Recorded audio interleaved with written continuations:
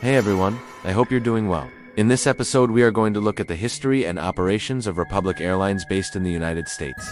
You can also find them as Republic Airways or Republic Airline, Inc. They are one of the largest regional airlines operating out of the US and provide feeder services to several major airlines like American Eagle, Delta Connection, and United Express. So let's get started.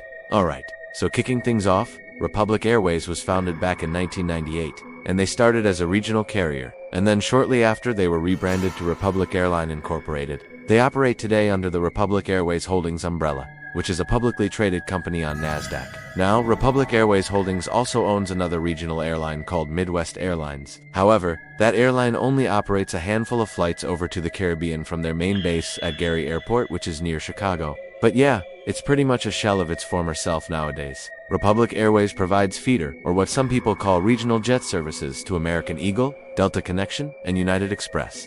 These are obviously all the regional brands of American Airlines, Delta Airlines, and United Airlines respectively. Under these codes, Republic Airways operates close to 1,000 daily flights to more than 100 destinations. As far as the fleet goes, Republic has an all-Embraer jet fleet consisting of the E-170 and the E-175 regional jets. The E-170 seats 70 passengers in a two-class configuration, and the slightly bigger E-175, which seats 76. As of March 2023, Republic had 227 aircraft in operation. This makes them the largest operator of the Embraer E-jets worldwide, and the second largest overall behind only their big brother and partner United Airlines. Now if you look at their fleet and think that 76 passengers is way too small for a commercial airliner, then you're not alone. But I am here to tell you that these planes actually have a very important purpose in the airline industry. In fact, the airline industry would literally fall apart without the existence of regional airlines like Republic. What regional airlines do is provide feeder flights to and from smaller regional airports to the larger, main airports where the bigger mainline jet aircraft are waiting to take passengers to their final destinations.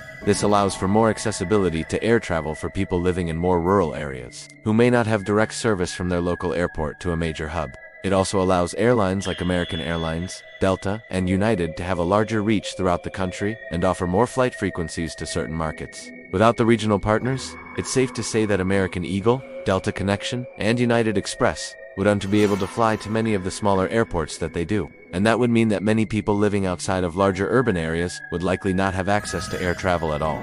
Okay, now as for the layout of the E-170 and the E-175, Republic S-jets have a very similar configuration to that of United Airlines' mainline fleet, except Republic SE jets have a slight advantage over United S mainline aircraft, because they feature two classes, whereas United S mainline E-jets are all economy. On Republic's E-170-175's first-class passengers will find 12 business class seats, which feature lie-flat surfaces, direct access to the aisle, and adjustable headrests. Main cabin passengers, meanwhile, have 61 standard economy seats. Republic Airways is headquartered in Indianapolis, Indiana, where they maintain one of their two main bases. Their other major base is located over at Denver International Airport. Republic Airways was actually formed through the merger of two other regional airlines, Indiana and Midwest Express, which both had bases in Indianapolis. This is how Republic ended up setting up shop there in the first place. Republic actually used to operate flights from Indianapolis under the Indiana Regional Jet banner until December 2019, when the Indiana brand was retired. These days, Republic flies out of Indianapolis under the American Eagle brand code, and they operate just over 300 daily flights from their base. The second biggest base for Republic Airways is Denver International Airport, where they also have close to 300 daily departures spread across the three aforementioned airline codes. Republic has been based at Denver since January 2015, when they took over the operations of Mesa Airlines, who had flown out of Denver for United Express since 1990. As I mentioned earlier, Republic Airways is the largest operator of the Embraer 170 and 175 worldwide, and they have been flying these jets since 2006. The Embraer 175 is no stranger to the North American skies, as it has been flying around the continent for close to 20 years now. United Airlines was the launch customer for these aircraft, and they were delivered throughout the early 2000s. Since then, the Embraer 175 has become a staple of the North American regional jet market. The 175 is perfect for shorter haul routes due to its high capacity, low operating costs, and impressive range. The 175 is powered by two GE Next engines and has a range of 3,300 nautical miles and a service ceiling of 41,000 feet.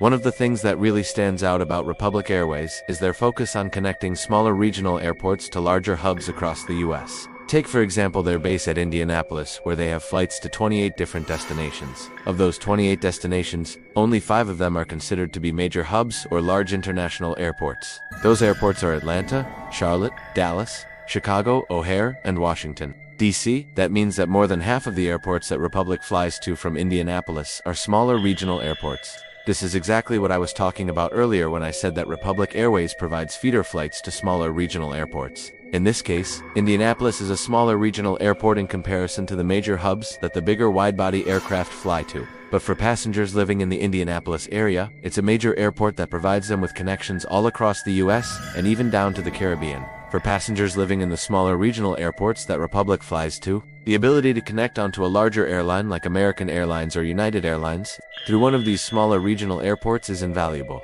This same concept applies to Republic's other major base at Denver. Out of the 36 destinations served by Republic from Denver, only 8 of them are major hubs. Those 8 airports are Los Angeles, Chicago, O'Hare, San Francisco, Houston, Washington, D.C., Orlando, and Seattle. Again, that means that almost half of the airports that Republic flies to from Denver are considered to be smaller regional airports. This shows that Republic Airways is playing a vital role in the U.S. regional airline network by providing connections for passengers in smaller communities. If you think about it, Republic Airways is kind of like the backbone of the U.S. regional airline network. Without them, and other regional airlines like them, the network of the big 3 legacy carriers, United, American, and Delta, would collapse. Republic Airways is also known for its operational flexibility and its willingness to work with its partners to meet their needs. For example, Republic has been working closely with American Airlines to help them transition to a new fleet of Boeing 737 MAX aircraft by providing American with the necessary regional capacity while their mainline fleet is being reconfigured. Republic also has a strong track record of innovation and has been recognized for its efforts to improve the travel experience for its customers. For example, Republic was the first regional airline to offer in-flight Wi-Fi, and it has also been investing in new technology to improve its operations and customer service. Republic Airways is a key player in the U.S. airline industry, and its focus on regional connectivity, operational flexibility, and innovation has made it a valuable partner for its customers.